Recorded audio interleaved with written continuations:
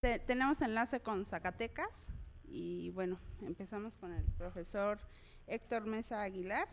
Él es egresado de la Facultad de Psicología en la UNAM, es profesor e investigador de tiempo completo en la UAM, es jefe de área de investigación de los procesos psicosociales de los fenómenos colectivos, está a cargo de un año de investigación que se desarrolla en el proyecto Niñez, Conceptualización y Valorización. Bueno, buenos días. Lo que voy a compartir con ustedes, de hecho, son los avances que ha tenido este proyecto, el proyecto de Niñez, Conceptualización y Valorización, durante el año pasado. Actualmente estamos en una segunda fase que tiene otro sentido, pero lo que yo les voy a presentar, lo que yo les voy a leer, porque está muy claro, es muy sintético y yo creo que deja de una manera muy sucinta cuáles son los lineamientos generales de la aproximación teórica de este proyecto. Por supuesto, hay cosas más específicas, pero el proyecto es muy amplio y sería muy complicado exponerlas todas aquí. Pero creo que esto puede ser de interés para ustedes, ¿no? Obviamente esto tiene que ver con el alto nivel de violencia que se vive en todo el mundo, particularmente en los países del tercer mundo, en donde, por supuesto, la gente pobre y los sectores dependientes, ¿no?, como los niños, por ejemplo, como los ancianos o como las mujeres, son los que sufren más los estragos de esa escalada de violencia, que no es más que parte de lo que llaman globalización, término que es un eufemismo. Un eufemismo es una palabra que simple y sencillamente trata de suavizar o ocultar las realidades negativas de un proceso o de una realidad. Entonces, en vez de decir que la gente tiene arrugas, se dice o que está vieja, se dice que tiene líneas de expresión o que es un adulto mayor, ¿no? Pero en realidad, pues es un viejo y las arrugas son arrugas, ¿no? Igualmente, la globalización es simplemente la globalización del capitalismo. Es finalmente el triunfo de los países ricos que se distribuyen y se apropian de la riqueza y de los recursos humanos, la riqueza natural y los recursos humanos de los países pobres, que es lo que estamos viviendo. La crisis de empleo que vivimos en todo el mundo, pues es uno de los efectos de las famosas bondades de la globalización. Entonces, paso a leer, ¿no?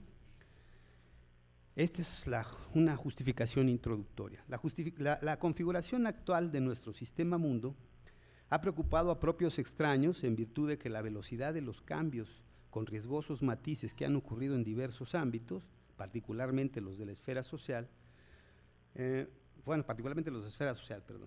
las esperanzas y promesas de mejoras en la calidad de vida de los habitantes de este planeta pierden viabilidad y posibilidades de concreción al percatarnos de que las promesas de la mayoría de los grandes líderes que ocupan posiciones estratégicas en las estructuras sociales en realidad no se dirigen hacia el bienestar colectivo, sino a beneficiar a minorías que poseen enormes capitales y poder.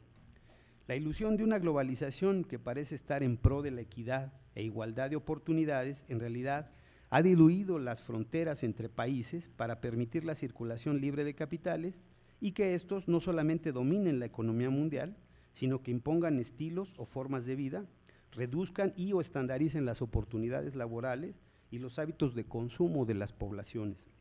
La pobreza, como factor primordial de la vida común de la mayoría de los individuos contemporáneos, trastoca las condiciones sociales y se generaliza como consecuencia de la movilización y la especulación del capital financiero, conduciendo a múltiples efectos que dañan seriamente la calidad de vida. La pobreza significa carencias, contrastes y contradicciones en sociedades donde persisten y se acrecientan las desigualdades. La coexistencia en el mismo espacio sociohistórico de minorías opulentas frente a mayorías pauperizadas es al mismo tiempo que una evidencia, factor generador y reproductor de formas de violencia múltiple en todo el orbe. En la complejidad del proceso de globalización, la violencia es una constante que se manifiesta como un fenómeno polimorfo. por lo que la violencia inherente a todo tipo de conflicto ha sido también motivo permanente de indagación en las ciencias sociales en general y en la psicología social en particular. La evolución de la psicología social en años recientes ha tendido a desarrollar enfoques integrales, o al menos con pretensiones antirreduccionistas, en virtud de que busca articular los elementos psicológicos y sociológicos. Este cambio de rumbo es el resultado del reconocimiento de la necesidad de recuperar y mantener la actitud abierta hacia la interdisciplinariedad que la psicología social tuvo desde sus orígenes. Más precisamente, pretende evidenciar la continuidad entre los planos macro y microsocial como una contratendencia a la excesiva especialización disciplinaria y al individuocentrismo predominante en este campo. Por tales razones, dichas perspectivas permiten derivar de esos esfuerzos integradores formas de comprensión e intervención más adecuadas. Sin embargo, pese a que la mayoría de las aproximaciones a la violencia la han abordado como un fenómeno complejo y diverso, la generalidad de dichos análisis terminan por parcializarlo y acusan una fuerte propensión a mantenerse en niveles descriptivos y ayunos de elementos que esclarezcan su verdadera naturaleza y el porqué de esas características. Por supuesto, las aproximaciones psicosociológicas pues no son la excepción. La manera en que el presente análisis se propone superar estos inconvenientes es adoptar una aproximación dialéctica a la problemática de la violencia. Un análisis de este tipo nos permitirá comprender a la violencia como algo inherente a los seres humanos y parte esencial de la vitalidad de los mismos.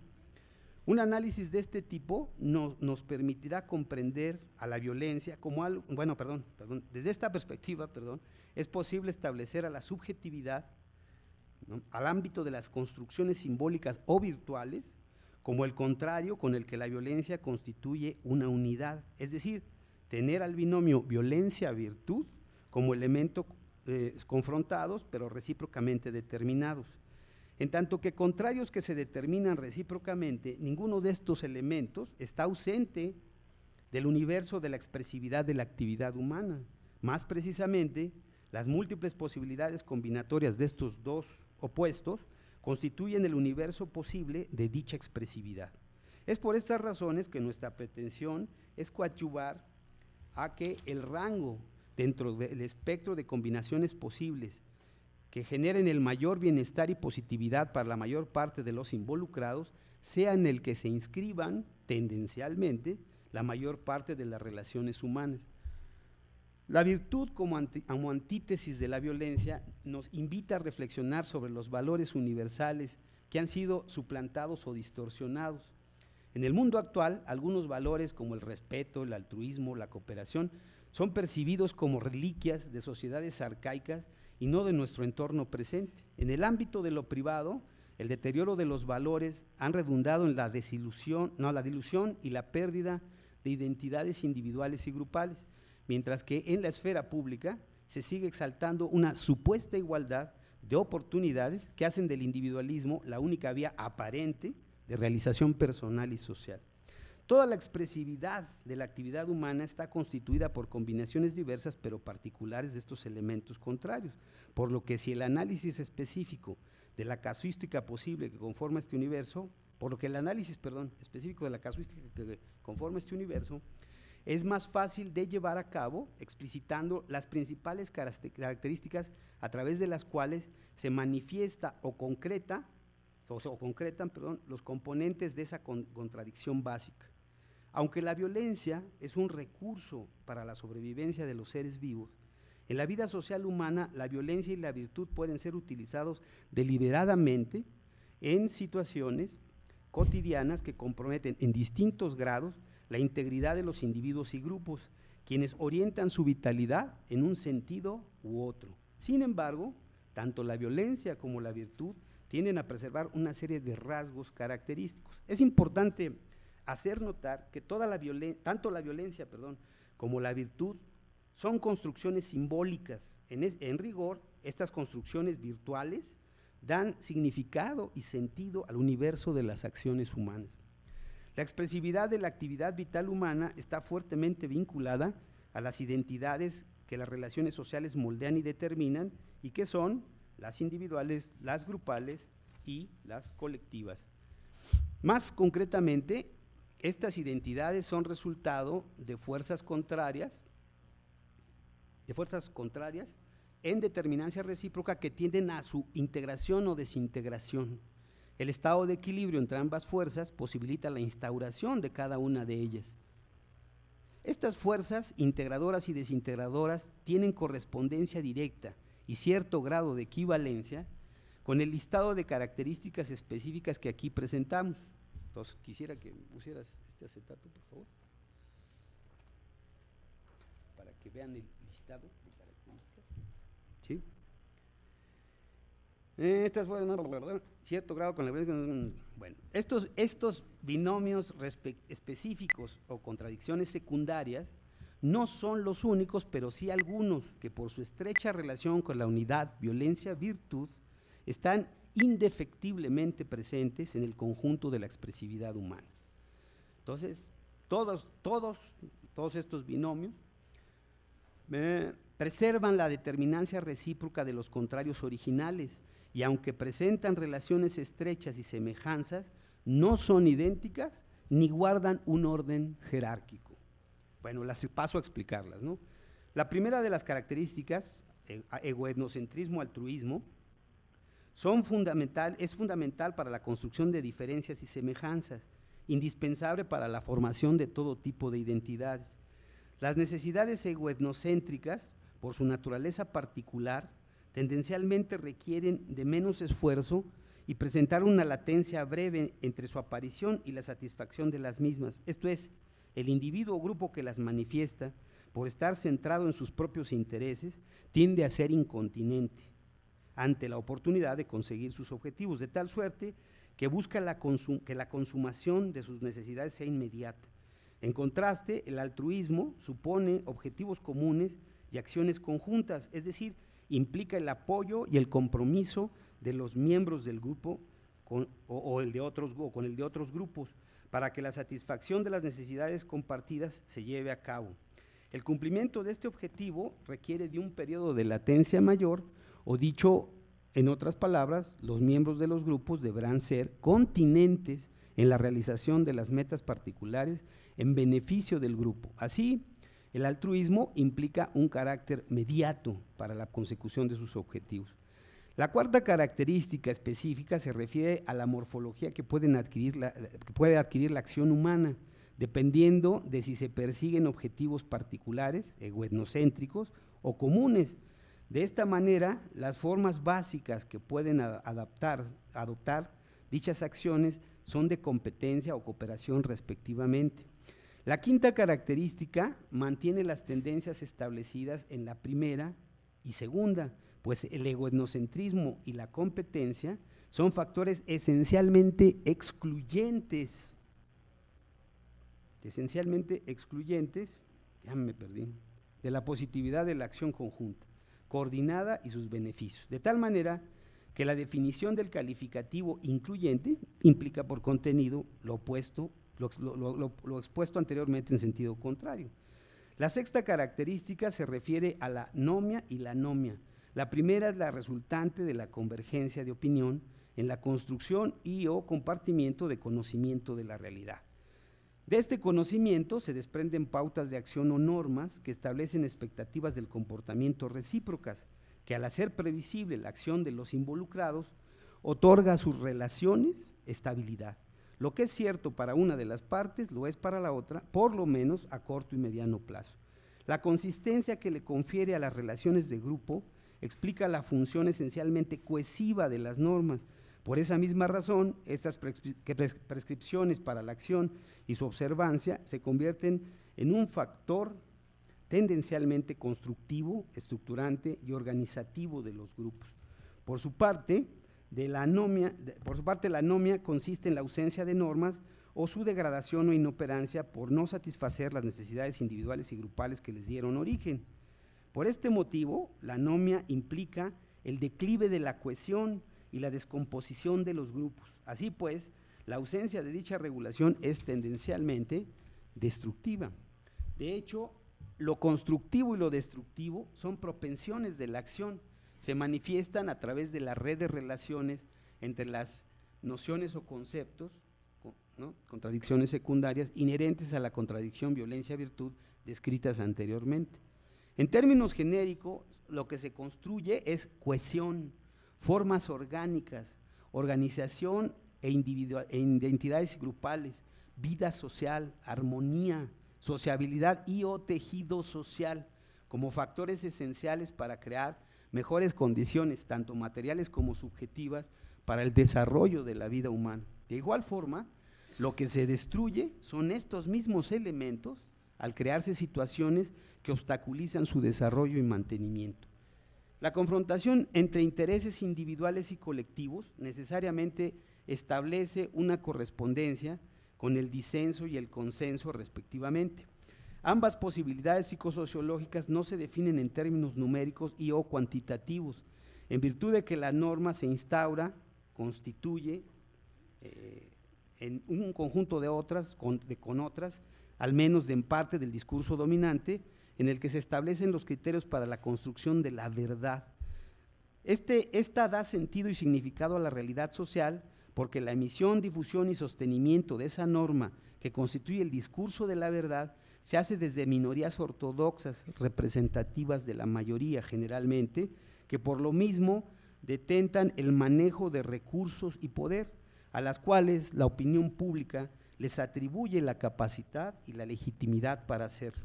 De igual forma, la divergencia de intereses entre individuos y grupo determina claras diferencias de las estrategias para la consecución de sus finalidades.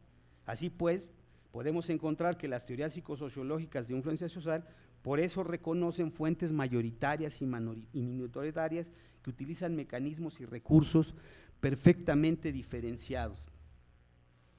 Generalmente, las identidades individuales y grupales logran hacer compatibles sus acciones y la satisfacción de sus objetivos e intereses. Cuando no ocurre así, las personas pueden acudir a dos estrategias básicas. La primera es la movilidad social, que en tanto individuocentrista, consiste en que las personas, cuando las circunstancias lo permiten, puedan salir del grupo, es decir, elegir una estrategia particular tendencialmente egocéntrica, excluyente, competitiva, anómica, destructiva, incontinente, inmediata y disenciosa. Para expresarlo en otras palabras, es una estrategia de movilidad social que tiene todas las características pertenecientes a la predominancia de las expresiones violentas de la actividad humana. Su contraparte es el movimiento social, el cual tiene por protagonista al grupo. Se pone en operación cuando las fronteras del grupo son infranqueables, debido a que las circunstancias rebasan las posibilidades realizativas del individuo. Esta alternativa implica emprender un movimiento de transformación del grupo para reivindicarlo, para hacer partícipe a la población que lo conforma de la positividad resultante del cumplimiento de los objetivos de grupo. Tiende a ser, por esa razón, altruista, incluyente, cooperativa, nómica, constructiva, continente, mediata y consensual. Del contexto delineado al principio de esta justificación introductoria, se puede inferir que la pobreza se ha convertido en una realidad vigente para la mayor parte de la población mundial y por ende también de las poblaciones nacionales, sobre todo en los países del llamado tercer mundo. En términos generales, la población que vive en la pobreza se enfrenta a nivel macrosocial a la exclusión del sistema económico y a nivel microsocial a la frustración derivada de la carencia de su propia condición cotidiana. Desafortunadamente, dentro de esta población existen grupos cuya vulnerabilidad derivada de su situación de dependencia los hace más susceptibles a los estragos causados por las múltiples formas de violencia. Los sectores de la población que se encuentran en estas circunstancias están conformados fundamentalmente por ancianos, mujeres y niños. De este conjunto, de esos tres subconjuntos, la niñez es el sector más desprotegido, como lo demuestran las estadísticas a nivel nacional. A continuación, vienen estadísticas de las condiciones que guarda la niñez en México, a nivel nacional y a nivel del Distrito Federal. Como no quiero atiborrarlos de cifras, solo voy a leer algunas de ellas para que se den una idea de lo escalofriante que es el panorama, ¿no?, que a veces no alcanzamos a percibir porque todos estos elementos se invisibilizan, ¿no?, por la mediatización, o sea, por los medios que generan un mundo idílico absolutamente falso, ¿no? Bueno, según un estudio de infancia robada realizado durante el año 2000 por el Fondo de las Naciones Unidas, UNICEF, más de 16,000 niños y niñas son víctimas de explotación sexual. Aquí tengo un pie de página que creo que es importante leer, y de abuso sexual hasta ahí voy a decir, pero esto me conecta con todas las formas de maltrato. En su reveladora investigación periodística Los demonios del Edén, Lidia Cacho presenta declaraciones de la exdirectora del DIF de Quintana Roo, María Rubio Eulogio, quien sostiene que existen en el país 2 redes internacionales de prostitución infantil.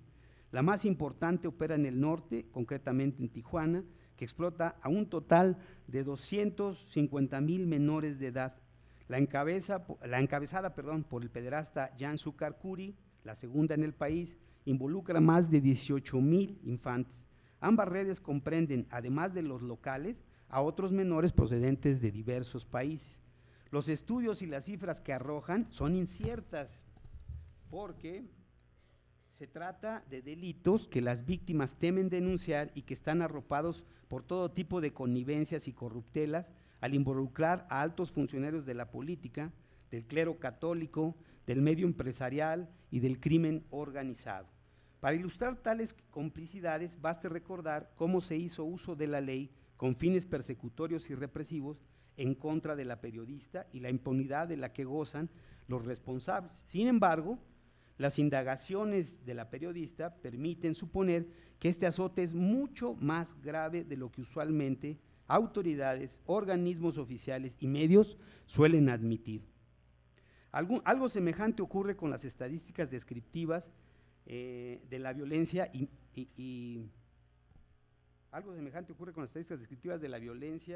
intrafamiliar como fenómeno general y con el maltrato infantil como expresión particular, pero que se manifiesta en diversas modalidades: maltrato físico, emocional, abuso sexual, explotación sexual, laboral, omisión de cuidados, etcétera, etcétera.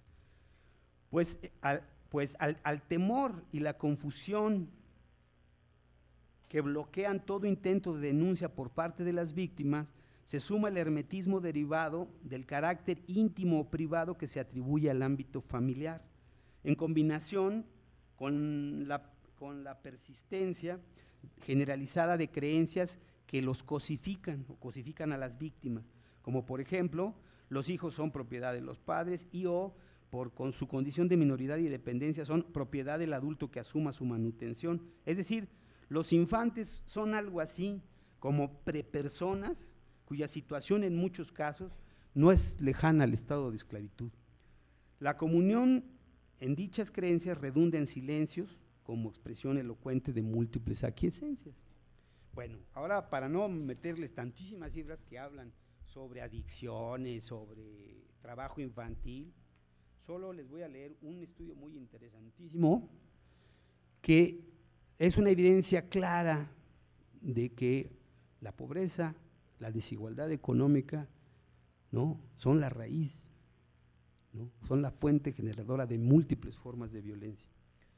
En un estudio preparativo y publicado en 2003 por el Servicio de Planeación, Estimación y Evaluación de la Nutrición de la Organización de las Naciones Unidas para la Agricultura y Alimentación, FAO, y el Instituto Nacional de Ciencias Médicas y Nutrición Salvador Subirán, se establecen los perfiles nutricionales por países. En el caso del nuestro, la situación nutricional de los niños se determinó mediante la comparación de los datos de las encuestas nacionales de nutrición aplicadas desde 1988 hasta 1999. El análisis revela que casi 1.8 millones de menores de 5 años presentan retardo de crecimiento, cerca de 800,000 niños tienen insuficiencia ponderal, término relativo al peso corporal, y poco más de 213,000 niños de emaciación. Ese término se refiere a la demacración o enflaquecimiento extremado.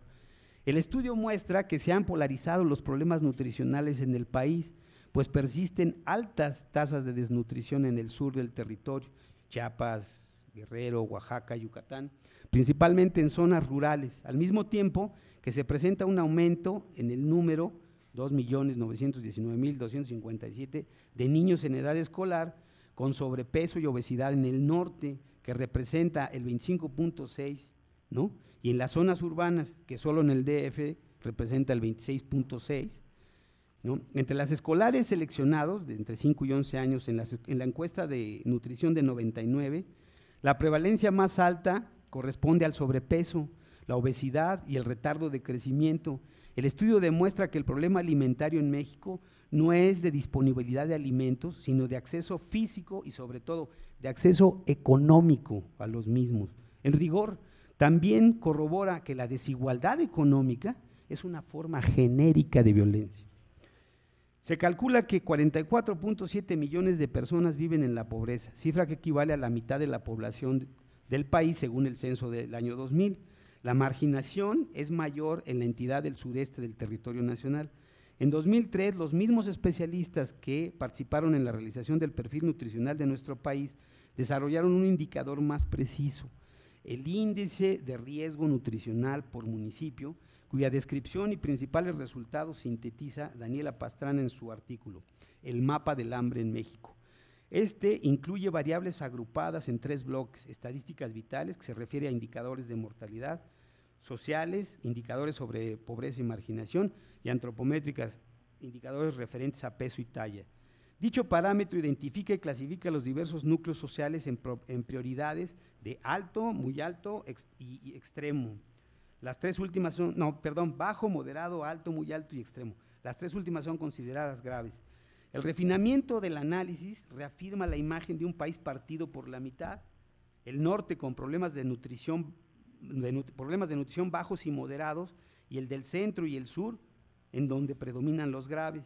De acuerdo a esta clasificación, el 70% de los municipios del país, que concentran el 30% de la población, tienen problemas graves de desnutrición. Son los municipios rurales cuya ubicación coincide con las zonas indígenas.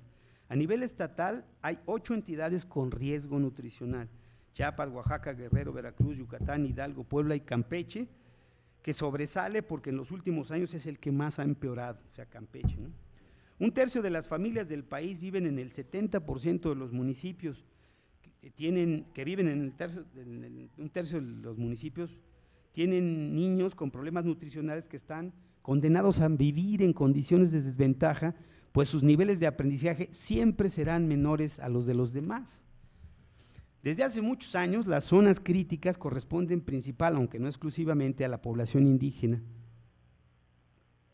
Corresponde a la población indígena, social y económicamente marginada, que no ha sido atendida por las políticas sociales. El problema de desnutrición se ha hecho más rural, más indígena, más de municipios aislados, pequeños y marginados, dice el estudio Regionalización de la Situación Nutricional en México a través del índice de riesgo nutricional, elaborado por los doctores Antonio Rondal, Abelardo Ávila, Adolfo Chávez, Marcela Álvarez, Miriam Muñoz y Teresa Chamaj. Atender el problema nutricional en las zonas críticas no es tan difícil. Países como Sri Lanka, China, Costa Rica, Cuba y Chile lo han logrado con programas de vigilancia y atención nutricional. ¿Por qué no lo ha logrado México? Según el doctor Abelardo Ávila, por el abuso político de los programas de desarrollo social que están atados a la imagen de los gobernantes.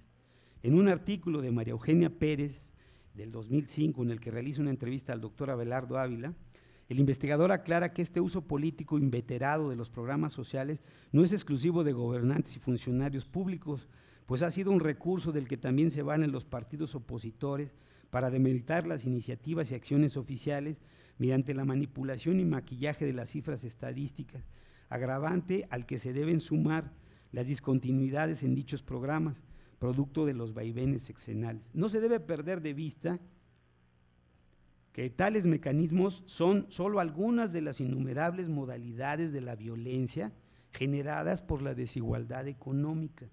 En base al estudio realizado con sus colegas, el doctor Ávila reporta que la desnutrición del país causa anualmente 25,000 muertes de menores, en las cuales un promedio de 10,000 decesos infantiles la tienen por causa directa y el resto por enfermedades evitables o llamadas enfermedades de la pobreza, como las infecciosas y las gastrointestinales.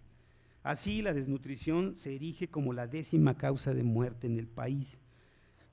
Declara además que las cifras arrojadas en la encuesta de nutrición de 99 A esas hay que agregar, perdón, 1 millón de pequeños, 1 millón de pequeños con desnutrición moderada y 2 millones con desnutrición leve.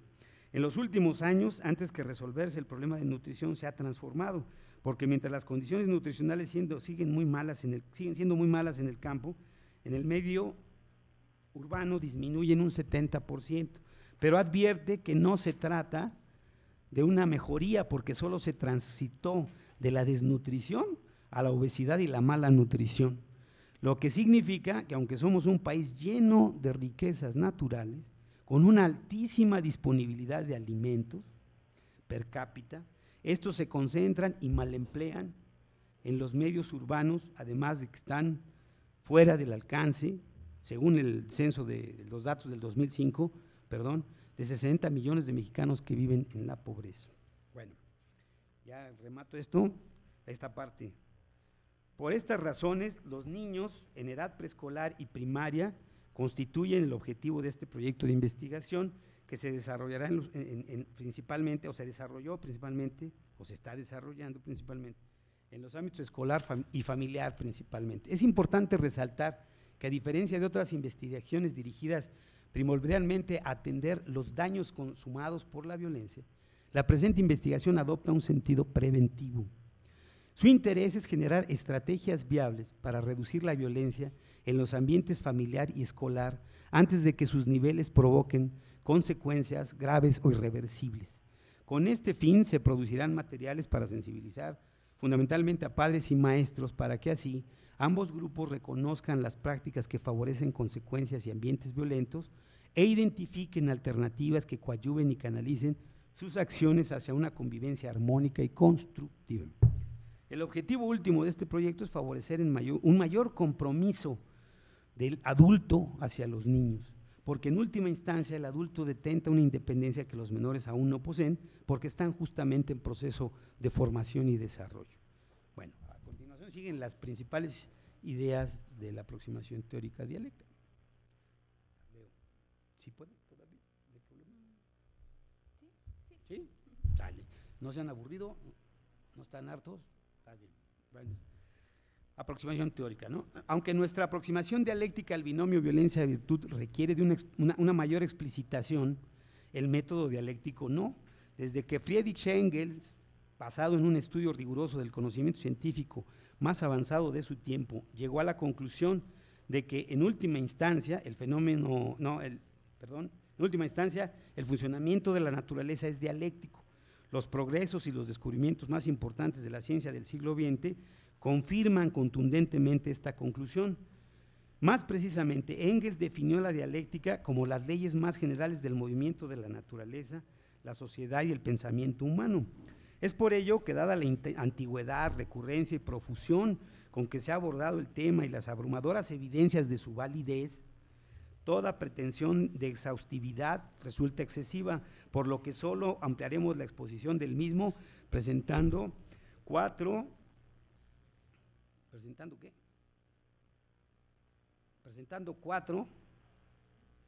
de los supuestos básicos del método, ¿no?, dialéctico materialista. Entonces, 1, la dialéctica materialista, en contraposición a la dialéctica idealista, no considera la naturaleza sencillamente como un aglomerado de cosas que existen con independencia entre sí, sino que asume que todo lo que la constituye está relacionado. Existe un estado de interdependencia y, por lo tanto, es un universo de elementos interdeterminados.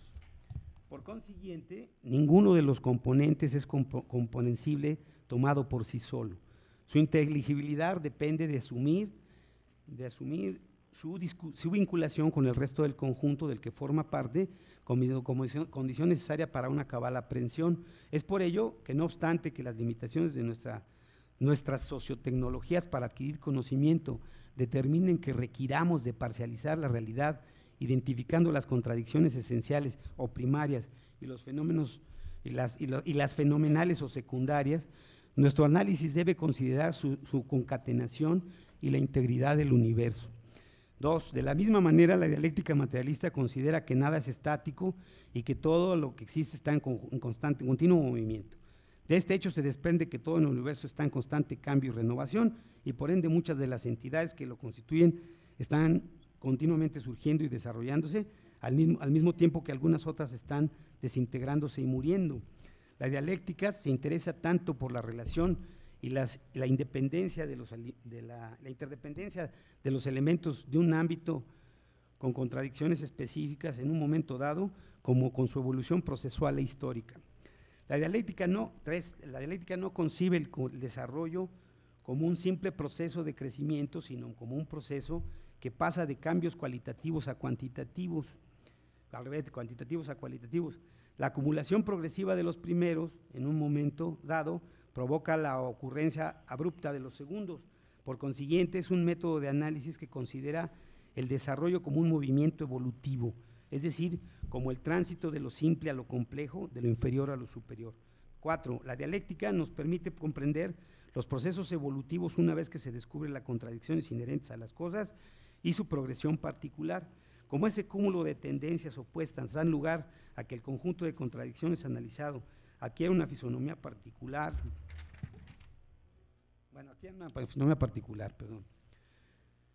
La pertinencia de asumir una aproximación dialéctica se ve reafirmada por el análisis etimológico que los términos violencia-virtud, ¿no?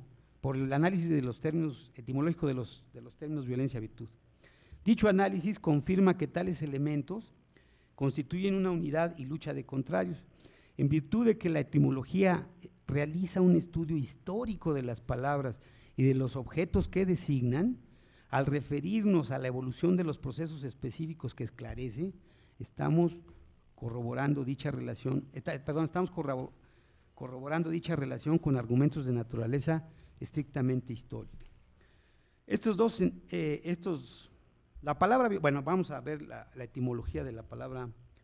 No, pues ya no les leo nada, hermanos. No, 2 minutos no va a alcanzar para nada. Bueno, les leo esta parte hasta donde lleguemos. Y ya, lo demás, espero que las preguntas haya posibilidad de abundar en ello, ¿no? La palabra violencia significa acción de aplicar medios violentos o brutales, fuerza física que se usa con el propósito de hacer daño. Proviene del latín violentia, que quiere decir violencia, en 2 sentidos, calidad de violento y acción de violentar o violar. Estos 2 sentidos están presentes en todas las palabras de esa familia, tanto en el indoeuropeo como en el latín. Sus raíces son violentus o violento, más ia, condición o estado, calidad. Como veremos, lo que resulta particularmente revelador son los significados de las acepciones derivadas y que expresan 2 sentidos mencionados.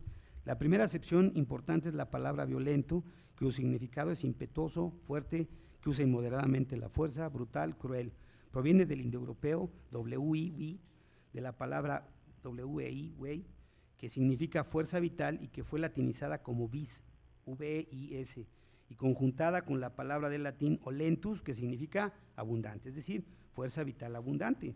La segunda acepción relevante para el presente análisis es la palabra violar, que significa infringir una ley, un precepto, tener contacto sexual con alguien a la fuerza, profanar.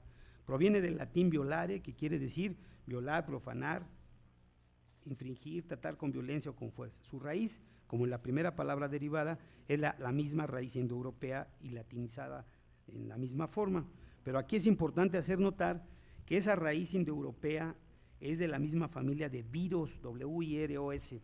Hombre, porque esta familiaridad, o sea, ¿qué quiere decir hombre? Porque esta realidad relaciona de manera directa a la palabra violencia con la de virtud, por compartir dicho origen.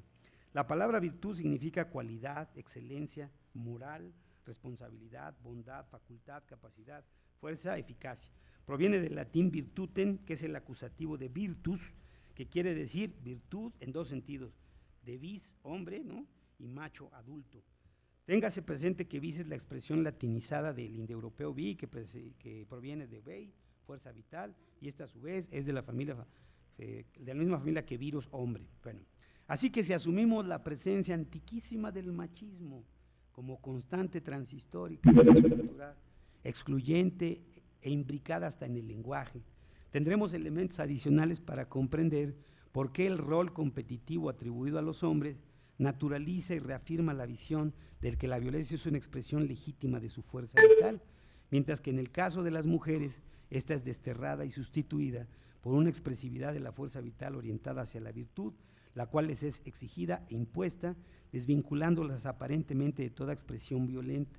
Pero más que una ausencia, se trata de una aplicación moderada, proclive a manifestaciones mediatizadas o indirectas. En realidad, su condición de subordinación en las relaciones de género oculta e invisibiliza el hecho de que una actuación de esta índole constituye una expresión de fuerza vital tan efectiva e importante, o quizá más por su carácter constructivo, como lo es su contraparte. Si pasamos por alto las apariencias impuestas por el machismo, se puede deducir que la familiaridad de las palabras violencia y virtud se sustenta en el hecho de compartir la raíz vis, que significa esencialmente la fuerza vital de los seres humanos.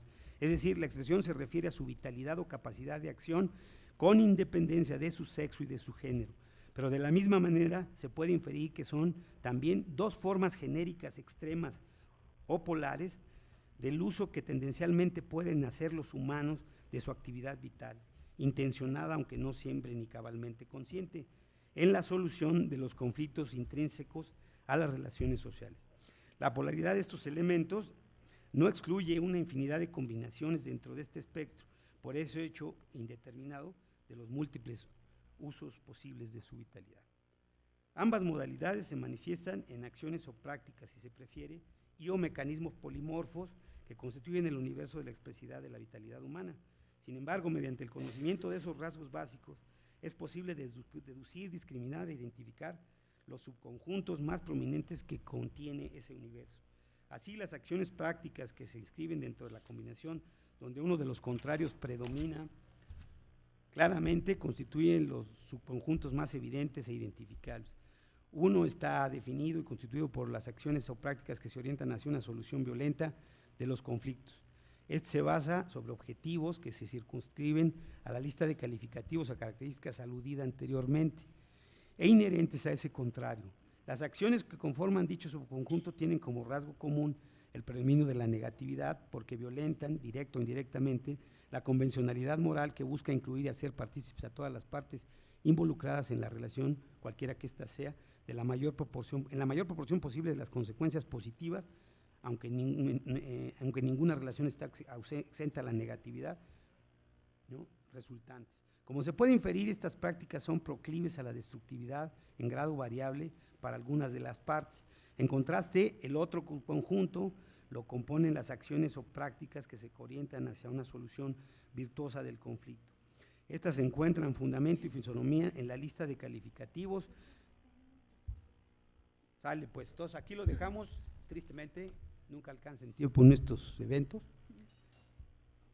Bueno, remato con esto. Nosotros identificamos los tres subconjuntos más importantes en donde se pueden ubicar las acciones humanas, y a partir de eso nosotros tenemos un instrumento muy poderoso que nos permite, ¿no?, establecer que la violencia y la virtud son expresiones de la fuerza vital de los seres humanos, y en tanto que los seres humanos son seres sociales, son seres históricos, es decir, que están parcialmente autodeterminados, que pueden determinar parcialmente su historia. En ese sentido, ¿sí?, todo lo que hacen tiene una evolución histórica con ellos. Bueno, pues la violencia y la virtud también han tenido esa evolución histórica. La violencia en particular sufrió un proceso de institucionalización que, ya para decirlo rápidamente, es cuando aparece, ¿no?, la propiedad privada, cuando hay un despojo, ¿no?, violento de lo producido por un grupo, por otro, y además esclaviza a los productores. Estos se enajenan de la actividad misma de trabajar y de lo producido. Entonces, la propiedad privada y las clases sociales, porque las clases aparecen al convertir a los hombres en desiguales, poseedores y desposeedores de riqueza, se convierte en dos formas de institucionalización de la violencia. El proyecto de investigación hace un análisis detallado e histórico de la evolución de la violencia. Entonces, bueno, hasta ahí lo dejaría. Gracias. Bueno, ahora a continuación el profesor Carlos Contreras. Él es licenciado en Psicología Social de la UAM, estudió la maestría y el doctorado de la misma disciplina en la Facultad de Psicología en la UNAM, es profesor de la UAM desde 1997, especializado en cognición social, métodos cuantitativos y coordina el seminario de Kurt Lewin. Buenos días. Lo que yo les traigo para comentar, para discutir, para tratar de ser breve, para que tengamos un espacio de preguntas y respuestas, es una investigación que, bajo los parámetros que entendí, era esta mesa, esta presentación, versaba sobre la parte aplicada de la psicología social, tal y como, digamos, puede ser interesante para futuros profesionistas, ¿no? El título de la ponencia me va a permitir señalar lo que estamos aquí haciendo es aplicar la psicología social al campo de la política.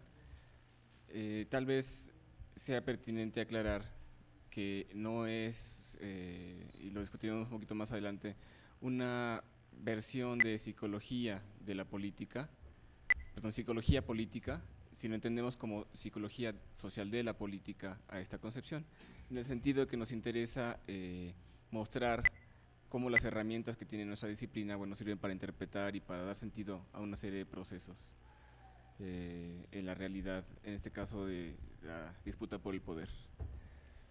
Lo que vamos a discutir aquí entonces son los perfiles de votantes probables, la gente que decía yo quiero votar por una persona, un candidato u otro, en las elecciones que acaban de pasar. La siguiente, por favor. Fundamentalmente hay que tener claro que las aplicaciones de la psicología social han sido históricamente de 4 grandes tipos. Una es sobre generar conocimiento e información sobre procesos sociales, cuáles son las razones, cuáles son las explicaciones que podemos dar acerca de los procesos sociales. Eso es una de las aplicaciones importantes, tal vez la más importante que ha tenido la disciplina, digamos, si vemos el volumen de trabajo que se ha hecho. Una segunda y cada vez más importante es diseñar y evaluar estrategias para incidir en el cambio social, para incidir en los procesos sociales. El segundo ámbito es muy socorrido, es muy frecuente en países donde el aparato científico-técnico está bastante vinculado con las universidades y bastante vinculado con la toma de decisiones. En esa medida, buena cantidad de países desarrollados lo que hacen es retomar las investigaciones de la psicología social para diseñar políticas públicas, por ejemplo, ¿no? Para hacer diseñar cierta clase de incidencias en los procesos. Enseguida, el tercer punto que me gustaría destacar como un ámbito importante de la aplicación de la psicología social es una que no se ha retomado mucho, pero cada vez cobra más vigor, que es facilitar la coordinación de los grupos que inciden en, por ejemplo, una comunidad, por ejemplo, una escuela. Esos procesos, porque la psicología social tiene muchas herramientas para trabajar con grupos y para lograr ciertos procesos virtuosos, o lograr procesos virtuosos de trabajo dentro de los grupos, es también una aplicación importante cuando hablamos de para qué sirve la psicología social ya fuera de las aulas, ¿no? Toda intervención en realidad siempre está basada, la asuma o no, en concepciones, en consideraciones epistémicas, teóricas y metodológicas, así como asume necesariamente alguna posición ética, sea que la asuma explícitamente, la reconozca, la examine, la critique para asumirla, o sea que simplemente se parta del hecho de que es neutra la intervención, pero en realidad lo que estamos encontrando es que está favoreciendo a una u otra posición dentro del entramado social, ¿no? Entonces, siempre hay, insisto, se asuma o no, unas presuposiciones epistemológicas, teóricas, así como, digamos, éticas y deontológicas. Ustedes saben la diferencia entre estos dos últimos términos. La segunda tiene mucho que ver con los códigos de conducta profesionales. Y en esa medida, este último punto me va a permitir retomar ciertos elementos para analizar los datos que se tienen, digamos, profesionalmente sobre las elecciones de los meses pasados, hace 3 meses. A la siguiente, por favor. De las formas de aplicación a las que me referí en la lámina anterior, quisiera ahondar un poquito más en lo que es, insisto, la más común, que es generación de conocimiento. Aplicar una aproximación psicosocial a un problema determinado en todo el campo, digamos, de los procesos sociales, implica que tenemos una investigación aplicada que nos permitirá imaginar y descubrir ciertas regularidades en el campo de lo social. Si no tenemos una concepción de la psicología social o de las ciencias sociales en general, donde pensemos que existen regularidades, que existen cosas allá afuera que vale la pena encontrar, que vale la pena describir, si nuestra concepción es más, digamos, ateórica, difícilmente vamos a poder hacer una investigación aplicada, ¿no? Necesitamos como asideros dentro de lo que se sabe, dentro de lo que se espera que esté sucediendo afuera, para buscar justamente eso en los procesos naturales. El papel de la teoría entonces es decidir qué vamos a mirar primero. Salimos a la calle, observamos violencia, observamos procesos de relaciones afectivas, procesos de la índole que ustedes gusten y manden. ¿Qué cosa observamos primero? ¿Qué cosa distinguimos como valioso, como lo que cuenta como un dato? Esa es una de las aportaciones de las teorías. La teoría nos dice por dónde mirar. Los métodos nos permiten construir evidencia. Hay que evitar esta idea de que los métodos cuantitativos o cualitativos son algo así como irle a la América o irle a las Chivas, una cosa que tiene que ver con la identidad de la gente.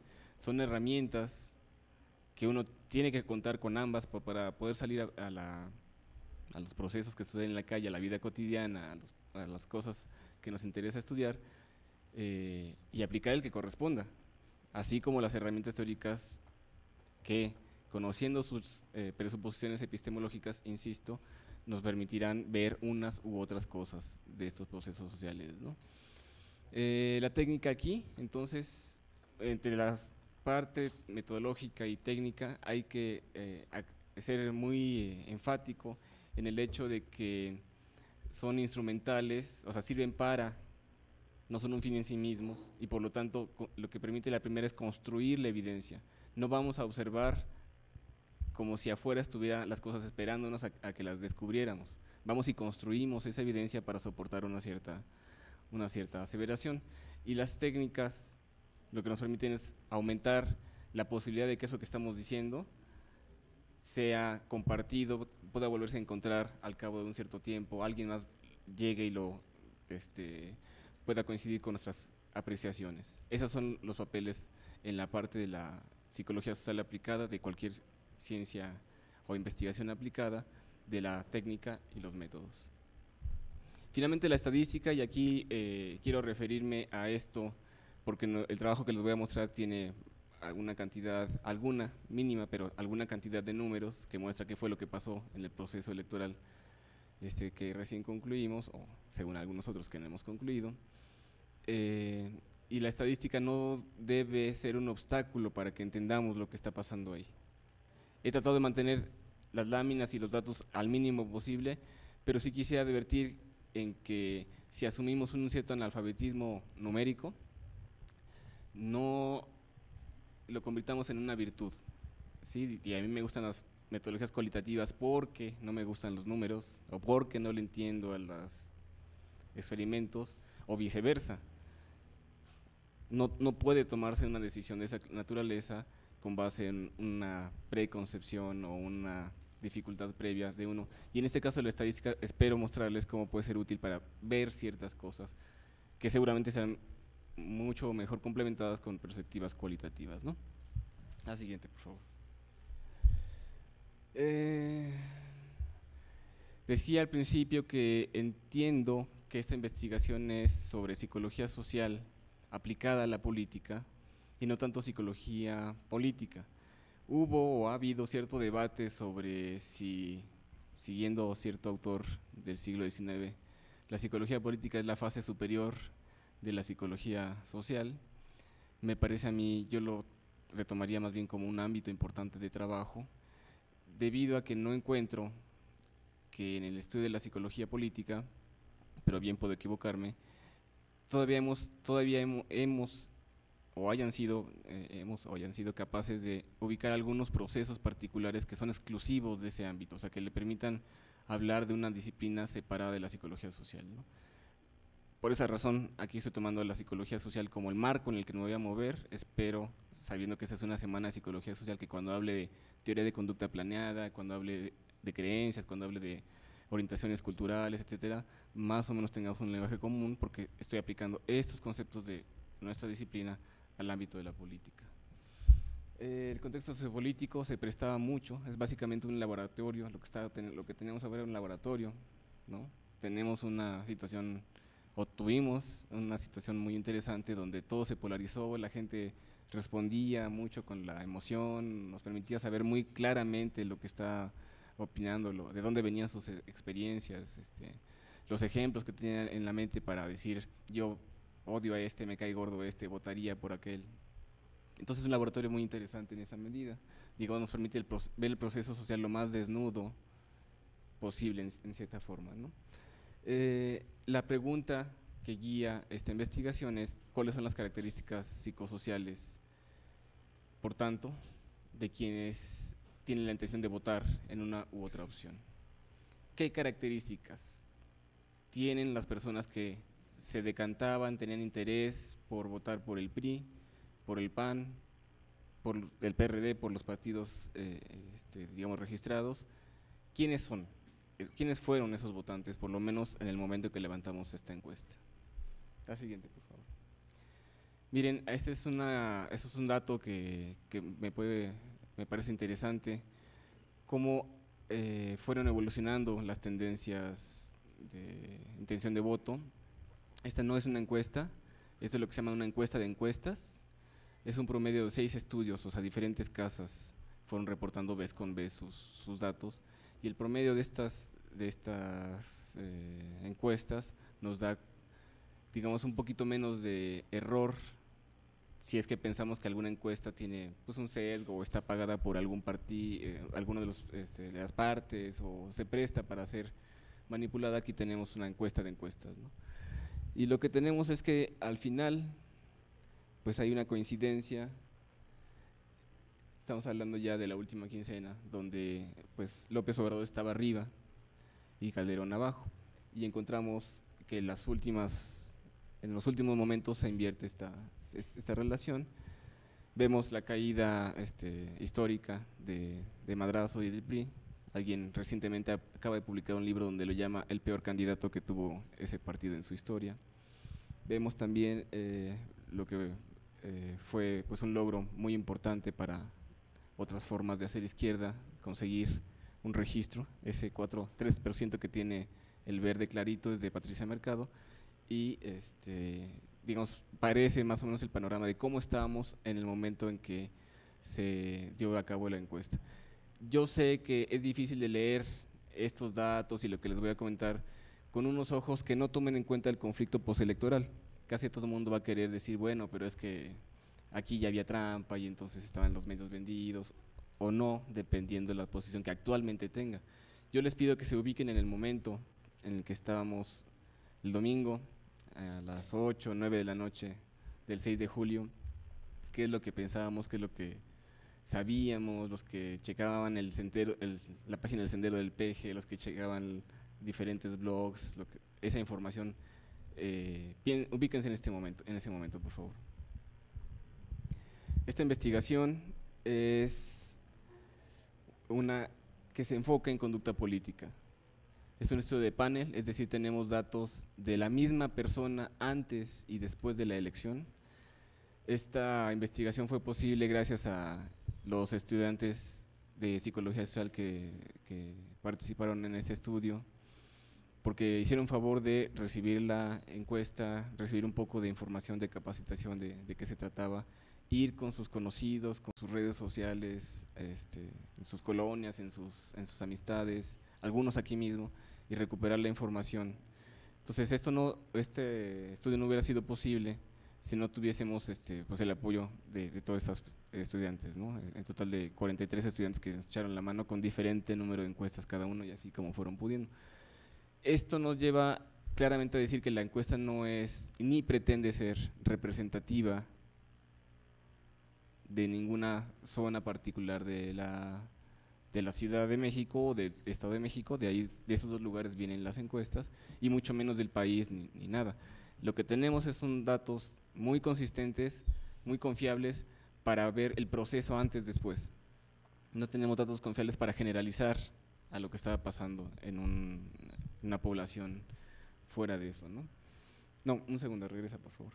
Antes teníamos 257 encuestas, después pudimos localizar a la misma persona en 420 ocasiones, que existe coincidencia en ambos son 416, es decir, sí hay una pérdida de aproximadamente unos 40 cuestionarios ahí, pero consideramos que dadas las circunstancias no es tan grave. Ahora sí. Este es el cuestionario, es un cuestionario largo de 6 hojas, voy a mostrar cómo tenemos un montón de variables, pero cómo fue parte de lo que quisiera mostrar es algunas herramientas que espero les sirvan a quienes se dedican un poco a estudios o que hacen encuestas para sus tesis o para otras cosas, que en este caso pusimos el escudo de la UAM y pusimos una explicación de qué se trataba la encuesta, y al final pusimos un cintillo donde le decíamos, si usted tiene dudas o quiere conocer los resultados, comuníquese al cubículo, en este caso el mío, porque es muy importante cuando uno hace investigación de este tipo tener clara la parte ética, en el sentido de que si alguien quiere recibir la información de vuelta, tiene que tener completamente acceso a la misma, una vez que tengan los resultados, por supuesto, y que la universidad, este es un estudio universitario, no estaba prejuzgando a favor de uno u otro candidato, y tan es así que rotamos las preguntas de tal manera que no se favoreciera que siempre apareciera un candidato en primer lugar y hubiera un efecto de recencia o de primacía en alguna medida. Se cuidaron todos esos parámetros metodológicos para poder darle la certeza a las personas y que eso a su vez nos diera certeza del tipo de respuestas que nos podían brindar, ¿no? La siguiente, por favor. Las variables son, por lo mismo de la longitud del instrumento, una gran cantidad de cosas que se involucraron aquí. Tenemos desde variables psicológicas como personalidad, religiosidad, locus de control, que en algunos casos funcionan como covariables, es decir, como variables que permiten equiparar o hacer semejantes a todas las muestras para que no se meta ruido estadístico. Es, por ejemplo, el caso de personalidad, el caso de religiosidad. Variables culturales, ideológicas, sociológicas, en particular que tiene que ver con capital social, electorales, psicosociales sobre política, que es básicamente la teoría de la conducta planeada, ustedes la identificarán ahí porque está actitud, norma, control, intención, y las sociodemográficas. Las sociodemográficas son justamente variables que, si esto fuera un estudio, digamos, de mercado político, serían las primeras que nos pedirían cruzar, qué cantidad de hombres votaría por un candidato, qué cantidad de mujeres o qué porcentaje, dependiendo del nivel de escolaridad, esta clase de cosas. Este bloque lo dejamos siempre al último para permitir a las personas responder lo más libremente posible sin sentirse que estaban siendo identificadas. De hecho, la encuesta jamás preguntó nombre ni ningún dato, digamos, que nosotros lográramos tener para identificar quién era, quién nos respondía, ¿no? La siguiente, por favor. Los resultados de esta encuesta, ¿me puedes permitir tantito para atrás? Gracias. Estas son dos series de datos distintas. Los datos tal como los obtuvimos son estos, con base en 430 personas, tenemos un 100% de respuestas, pero este bloque pues corresponde a quien no ha decidido. En ese momento no había decidido, una semana antes de las elecciones, quien dijo yo me voy a ir a abstener y quien dijo yo no voy a ir a votar. Como ven ustedes, una semana antes muy poca gente decía que no iba a ir a votar, o sea que intencionalmente se salía del proceso. Y fundamentalmente encontramos que el PRD estaría obteniendo de todo el conjunto de los encuestados las mayores preferencias, ¿no? Si eliminamos esta parte, que son los que no sabían o no se estaba claro si iban a votar o no, la N se nos reduce a 364 y de nuevo tenemos aquí una mucha mayor preferencia por el PRD. Una vez más, por favor, no se puede generalizar que por esto se puede inferir que en realidad el PRD sí ganó o que de aquí se derive pues que hubo o no fraude, porque esta muestra no es representativa de alguna población particular, pero nos permite saber muy claramente cómo suceden las cosas en un antes y después, ¿sí? Es lo que se llama un estudio transversal, en lugar, longitudinal, en lugar de un estudio transversal que tiene otras características en términos de muestreo. Noten ustedes que los porcentajes no se parecen mucho a lo que conocemos nacionalmente, incluso se parecen, pero en algunos aspectos son distintos a lo que conocemos localmente, lo que sucedió en los distritos, en el Distrito Federal y en el Estado de México, en los conteos ya previos. Tampoco se parece mucho a lo que están marcando las encuestas anteriores por los datos que les acabo de mostrar. Por favor. ¿Por quién votó para presidente? Aumenta el voto por el PRD. Aquí ya es, como les comentaba, una semana después de que sucedieron las elecciones, regresamos con la gente a sus lugares de trabajo, a sus escuelas, a estos sitios, y les preguntamos, bueno, finalmente, ¿por quién votó? Una semana antes te pregunté por quién ibas a votar, ahora dime qué pasó ya al final, cuál fue la conducta que sí realizaste. Tenemos que finalmente 116 personas no fueron a votar, o sea, hubo un cambio muy grande entre 15, 16 personas que dijeron no voy a votar, a las 116, 100 más que finalmente no lo hicieron. Tenemos que la N final es muy semejante y eso nos permite decir que a pesar de que parecería que mucha gente simplemente se salió del proceso, lo que encontramos, le voy a mostrar a continuación, es más bien que se cruzan en el camino. Parte de lo que sirve este estudio es para mostrar cómo algunas de las cosas que se señalan en los medios de comunicación son por lo menos cuestionables, en el sentido de que se piensa que una encuesta, mientras más cerca de la fecha de la elección, por ejemplo, tiene mayor posibilidad de representar lo que finalmente va a pasar en las casillas. Y la razón es que, si me permites la siguiente, aquí está cómo eran una semana antes y aquí está cómo resultaron el día de la elección, o sea, cómo votaron finalmente. Voy a detenerme un poquito en esta tabla. Por el PRI, 25 personas originalmente dijeron que iban a votar. ¿Cuántas finalmente votaron por el PRI? Y las demás se movieron hacia el PRD. O sea, ahí tenemos una transición importante que nos permite mantener un número inicial y final más o menos semejante, no tan cercano, pero más o menos semejante, y sin embargo lo que está pasando adentro es que los electores están cambiando de casilla en el último momento.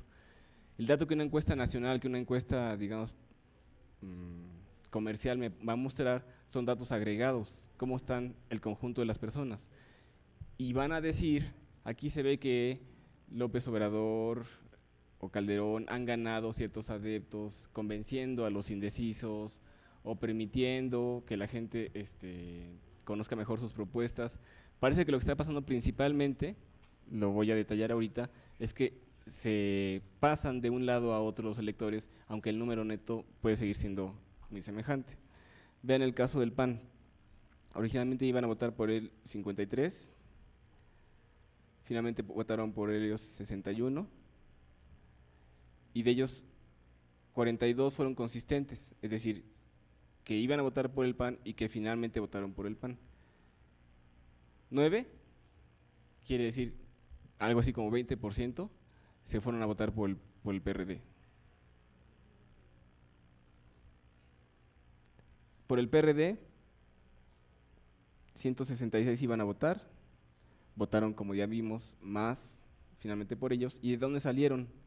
Bueno, la mayor parte de gente que ya había dicho que iba a votar por el PRD, pero una buena parte viene de los que se pasaron de los otros partidos, de los que se pasaron del PRI, de los que se pasaron del PAN, de los que se pasaron de Alternativa.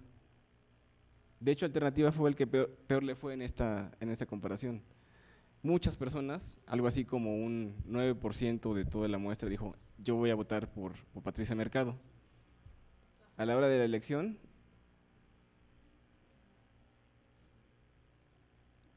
se quedó con casi la mitad de estos. ¿Dónde fueron a dar todos los anteriores? Se repartieron entre el PRD, muy pocos el PAN y algunos el PRI. Perdón. Principalmente se fueron al PRD. Sí, estoy siendo claro con lo que explico. Tenemos aquí entonces un efecto muy importante, porque ¿qué teorías en psicología social nos permiten explicar lo que pasa en el momento justo de estar frente a la urna? Tenemos una cantidad, 3/4 partes de nuestra población es consistente entre lo que dice que va a hacer una semana antes y lo que hace finalmente, y 1/4 parte, es decir, 1 de cada 4, a la mera hora escucha los cantos de la sirena, lo piensa mejor, la almohada le dice, hay presiones de parte del esposo, de la esposa, váyanse a saber qué cosa. 1/4 parte, 1 de cada 4 en este país, por lo menos en esta muestra, está mostrando este efecto. Las teorías que nos permiten estudiar eso, ustedes lo pueden señalar muy claramente, son disonancia, como una teoría muy vieja, autopercepción, como una teoría un poco más reciente, y las de autopresentación, casi todas las que tienen que ver con la identidad y la parte cognitiva de la toma de decisiones.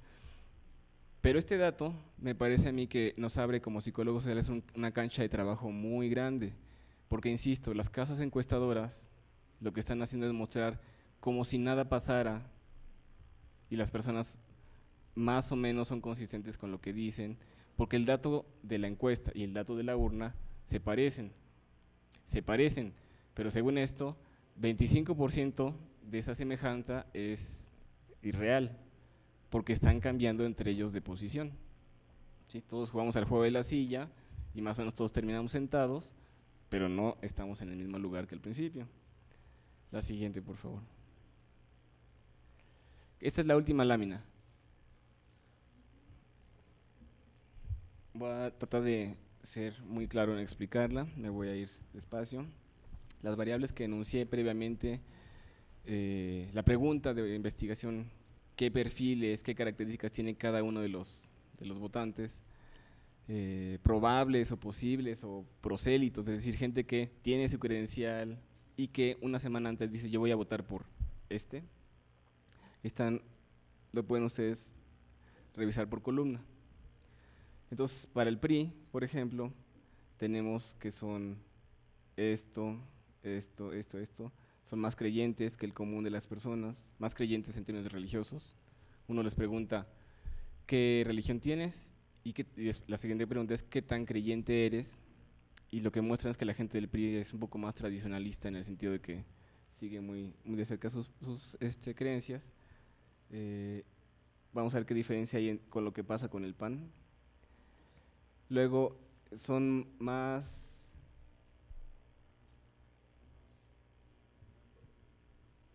Disculpe, no veo, voy a tener que parar.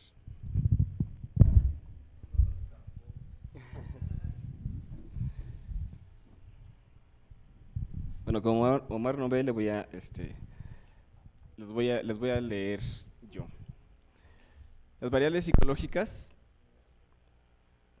personalidad, religiosidad, locus de control, bienestar subjetivo, son un grupo de cosas que se evalúan en el cuestionario, que nos permiten distinguir, en el cual vemos pues que hay diferencias entre todos los prosélitos de los partidos políticos. La gente del PRI dice ser más creyente, la gente del PAN tiene menor locus de control interno, pero asiste más a la iglesia.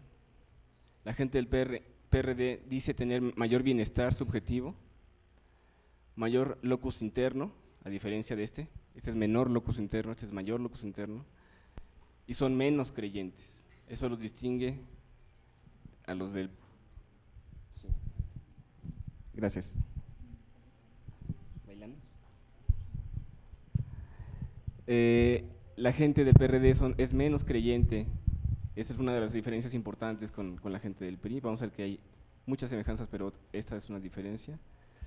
La gente de Alternativa Socialdemócrata y Campesina es la menos religiosa, tiene mayor locus de control interno, es el mayor de todos ellos, y el menor locus de control externo, el menor de todos ellos. A ver, voy a detenerme un poquito a explicar qué significa esto para todos. Fundamentalmente me voy a ir con esta idea. La gente del PRI dice, yo creo más. La gente del PAN dice, yo voy más a la iglesia, pero no creo más, ni siento que Dios guíe más de cerca mi conducta. La gente del PRD, al contrario, dice, yo no creo, estoy alejado de ese tipo de creencias. Y la gente de Alternativa es la que dice, yo no tengo nada que ver o estoy mucho más alejado de Dios.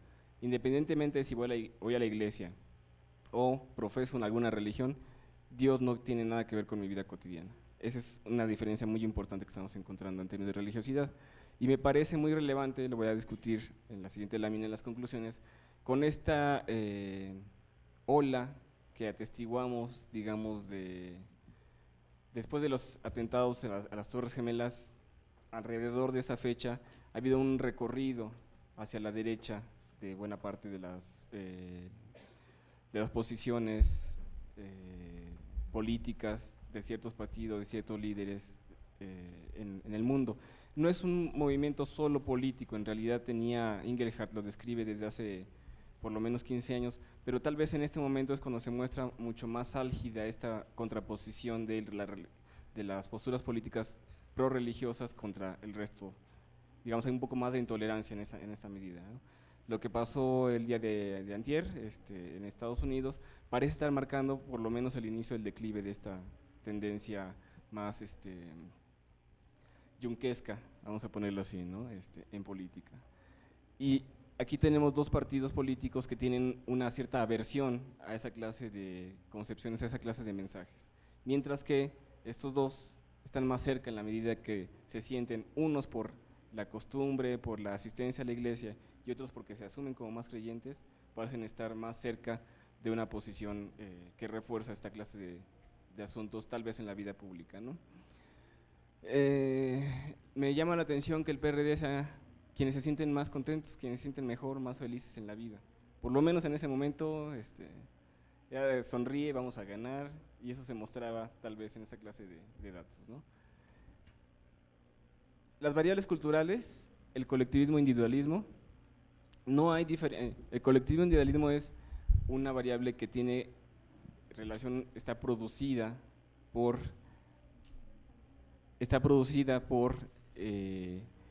por las sociedades, por las socioculturas, y no tanto por los individuos. Es exactamente al inverso de esto, es un producto de la cultura, digamos, uno lo asume por socialización, y lo que tenemos aquí es 4 dimensiones diferentes. Uno puede ser más abnegado, uno puede ser más competitivo, uno puede ser más colaborador, o uno puede ser simplemente individualista sin meterse con los demás, sin que uno pase por encima de los demás. Lo que encontramos es que no hay diferencias, excepto para los de Alternativa, donde son los menos competitivos de todos y son los menos abnegados, es decir, son más horizontales, tú y yo somos iguales, tú me respetas, yo te respeto, y no hagamos que nadie pase por encima de nada. Todos estos 3 partidos son muy semejantes en la medida en que dicen, si hay que pasar por encima de alguien, si hay que ser abnegado, sale, si hay que ser competitivo, sale. Son mucho más dispuestos a variar en esta medida, ¿no? Las variables ideológicas son más autoritarios en el PRI, son los más autoritarios de todos estos grupos. Su posición ideológica es de centro, no es una sorpresa, no es una novedad. Este es de derecha, este es de izquierda, pero los del PRD son los menos autoritarios. En ese momento rechazaban completamente cualquier forma de autoritarismo. Habría que ver si lo siguen haciendo. Las variables sociológicas, como capital social, quiere decir qué tanto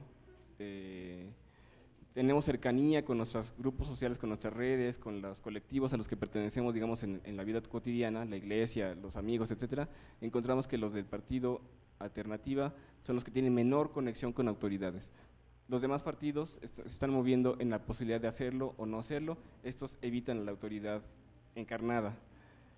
Las variables electorales, la participación política no convencional, estos son los que están menos dispuestos, los de PRI, a marchar, a salir a hacer cosas a la calle, esos están menos dispuestos a la violencia y estos están menos dispuestos a pedir por escrito, cartas, llamadas por teléfono, etcétera, cosas. Las variables psicosociales, el modelo, la teoría de conducta planeada funciona mejor aquí, regular aquí y peor acá. Disculpen que esté corriendo, pero ya me está correteando el tiempo. Lo que quiere decir que aquí funciona bien la actitud como predictor, que me convenga votar por alguien es la guía de mi conducta. Aquí lo que guía mi conducta es el control, si puedo hacerlo o no puedo hacerlo, si siento que el candidato me da libertad para actuar o restringe mi libertad para actuar, y lo que está pasando aquí, principalmente la norma social. Lo que los demás me dicen que tengo que hacer, eso es lo que voy a hacer. Las variables sociodemográficas, tenemos aquí, los del PRI son los más lectores de todos, los del PAN son, a diferencia de lo que pasó en el 2000, principalmente hombres, de mayores ingresos y mayor nivel educativo. Los del PRD son más viejos, más pobres, salen menos a divertirse a la calle y ven menos televisión de todos estos grupos. La gente de Alternativa son más mujeres, el voto de Patricia es principalmente de mujeres, son más jóvenes, son más cultos y son de familias más pequeñas. La última, por favor.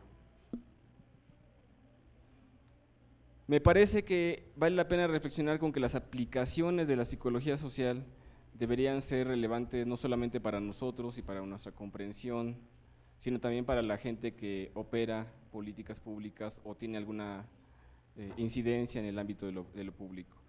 Es importante, me parece que sintetizaría una parte de las conclusiones diciendo que actualmente las campañas políticas y los estudios de mercado que las guían no están teniendo una mirada psicosocial suficiente como para decir, dar los mecanismos posibles, los posibles mecanismos explicativos de por qué suceden estos cambios tan radicales en la gente en la última semana de la elección. Me parece que la psicología social tiene la capacidad de hacerlo y que cuando no lo asume la gente que está consumiendo investigación, la gente que está tomando decisiones, la gente que está guiando campañas políticas afuera, el que sale perdiendo no es el político, sino es la sociedad en su conjunto, porque se está haciendo aparecer como que hay una ambigüedad tal en los electores, nadie sabe qué va a pasar, cuando en realidad sí hay mecanismos, sí hay forma de detectar cuáles son los patrones que están guiando estos cambios o estas selecciones de último momento de las decisiones políticas electorales. Muchas gracias.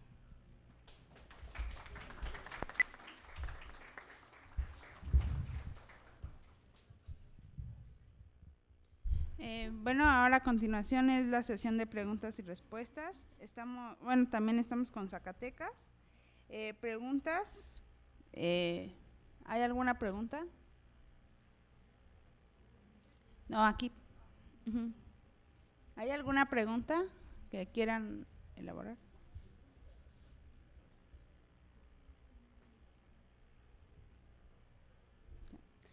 Bueno, entonces vamos con Zacatecas. ¿Tienen alguna pregunta?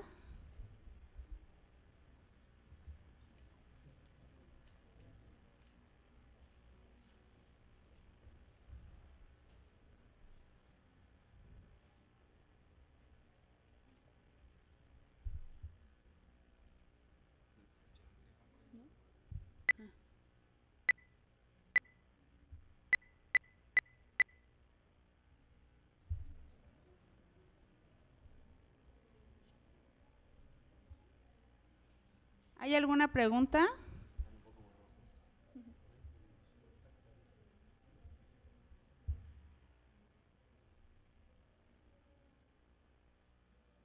¿Vuelvo a preguntar? ¿No? Bueno, pues gracias y no sé si quieren agregar algo más. ¿No? ¿Ya? Bueno, pues un aplauso para ponentes, por favor.